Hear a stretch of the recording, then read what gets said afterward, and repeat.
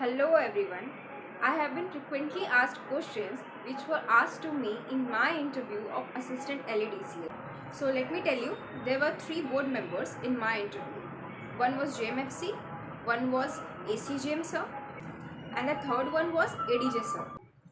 I was asked both HR questions and legal questions. So here I have written some of the questions जो मैं recall कर पा रही हूँ which were asked to me in my interview.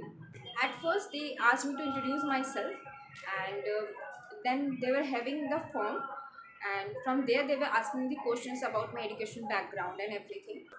For the post of assistant LADCS, 0 to 3 years of experience was the eligibility criteria, minimum eligibility criteria, and honestly I was having zero practical experience, which I also mentioned in my form, and they even asked me whether I am having any experience in the court or not.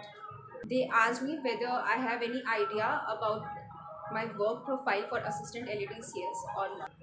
Then on the lines of legal questions, they asked me the questions like definition of FIR, provisions of FIR, landmark judgment on FIR, then latest judgment of FIR, then provisions and definitions of good faith, provision and definition of injury, provisions related to the legal aid, bail and its provision, in which section bail is a right, punishment which can be given by the magistrate, in short the power of magistrate, then difference between charge and charge sheet, difference between charge sheet and final form, then is charge sheet defined under CRPC, difference between cognizable offence and non-cognizable offence.